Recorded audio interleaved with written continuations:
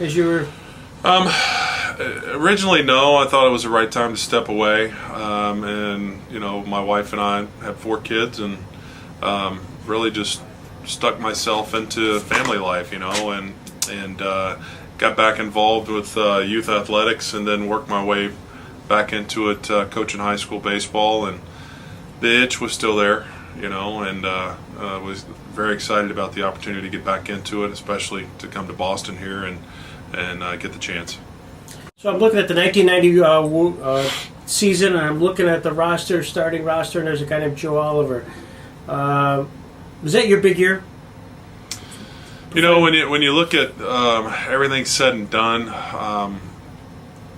I would probably say to any athlete's dream is to win it all, and I'd have to say that was my best season as a team. You know, I had some personal seasons that were better, but the team didn't have successful years. So overall, that would definitely be the best year.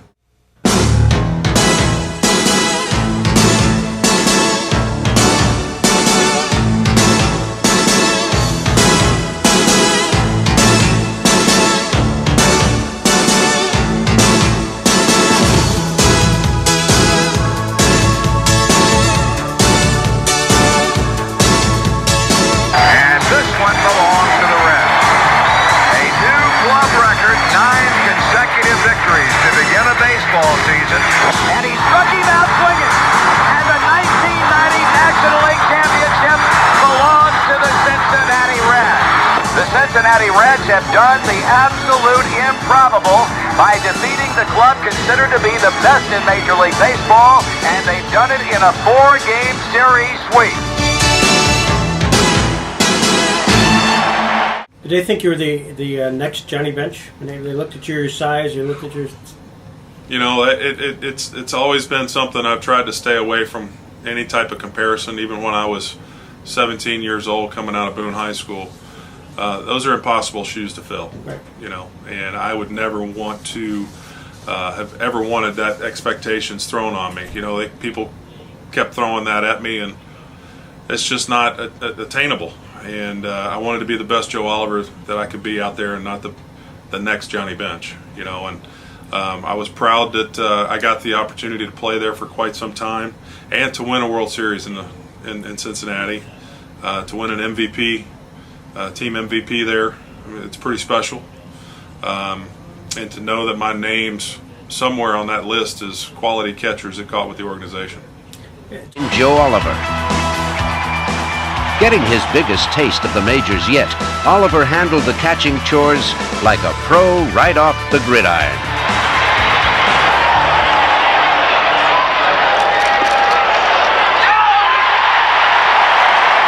This team had all the bases covered. You had a big moment during the World Series, Game 2. Talk about that. I had an opportunity in the 8th inning off a Rick Honeycutt and to drive in to go ahead and run, and I failed at it, and was just hoping I was going to get another chance throughout the game. And you know, walking up to the plate and seeing Dennis Eckersley out on the mound was pretty intimidating. He had a perfect season. I believe he had 4 walks the whole year, and knowing that we had 2 guys on, Bates and Sabo got on, and I didn't know what to expect. I'd never faced him before, just seen him on TV, and was very fortunate that I had a backup slider that came in. I mean, I didn't hit it hard by any means, but I topped it right down the third base line, and seeing the ball, it seemed like it was in slow motion, tumbling through the air. And just seeing the ball coming down, hitting half fair and half foul, and seeing Randy Marsh pointing fair, and hearing the stadium erupt. 4-4. The game moved into extra innings. The Reds now had to face Dennis Eckersley, coming off 4 straight postseason performances without a run. With 1 out, Cincinnati got 2 straight hits, and with 2 on, the Reds were looking for a hero. And the batter is Joe Oliver. He made the last out in the 8th inning and left 2 on. That ball is fair! Cincinnati's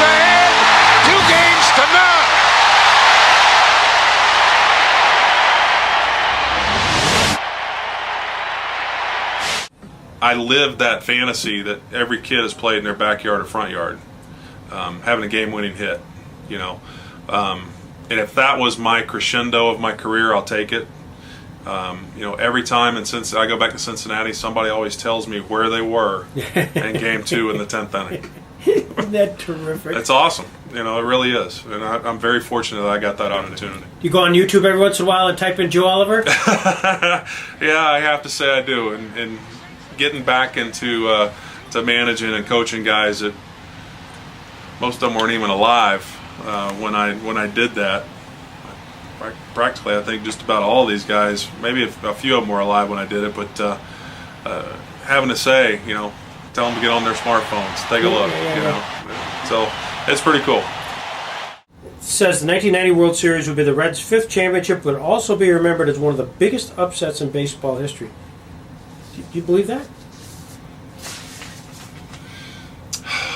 I believe it was a big upset, and I don't have any problem if it was the biggest upset of all time. I'd be proud to carry that flag and banner because I got a World Series ring, and that's why they play the games out. You never know what happens when that guy throws the first pitch. Yeah. And it's something that if you as a player start buying into all the hype that the media makes out about the games and making the players better than what they truly are, you know, that instills fear, and you just have to play the game, you know. And I'm sure when those guys really sit back, the A's look back and they start looking at our team that we had.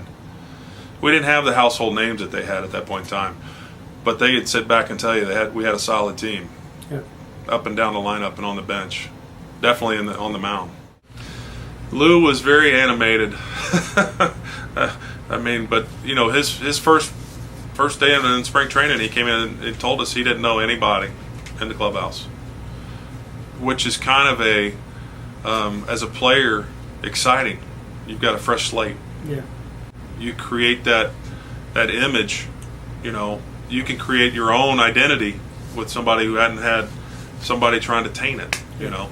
And Lou hated losing, absolutely hated losing. He wanted effort if we were getting beat by 10 or winning by 10, and he had no problems saying what was on his mind, and he would think about it 10 minutes later and come out and apologize. But you know, he'd kick you in the rear end but pick you up, you know. And that was what I needed as a player to motivate me and keep me going. And I loved the opportunity that I got to play for him as long as I did. He never got mad at you, did he? Oh yeah.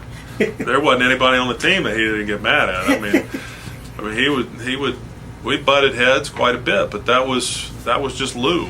Lou had a very strong opinion on the way games should be called or the way hitters should be swinging a bat, and if he felt like the guys weren't doing it his way, he'd let you know. Did he call out of the game pitches? No, he didn't call anything. But he would in between innings would give suggestions, or pregame give suggestions, and definitely told you who we weren't going to get beat by, you know. And if you fell out of that plan, he'd let you know. Who were some of the guys you really tried to work around during that time period? I mean, you're looking at like Andre Dawson, Ryan Sandberg, Bonilla, Bonds. Goodness, I mean, it's been so long since I thought about some of those names from that era. You know, you got to watch out for Ricky Henderson and McGuire and Canseco. I mean, that whole lineup in Oakland was a threat. But that's what made you better as a pitcher or as a catcher or whatever, is being able to stick to a plan and execute the plan. Well, this is the plan of working, and you and I having a chance to chat has worked out so well. I'm sorry for the rain delay, but thank you for being a good sport and letting me have some special time with you, Joe. My pleasure. Well, good luck, and thank you. Thank you. Appreciate it.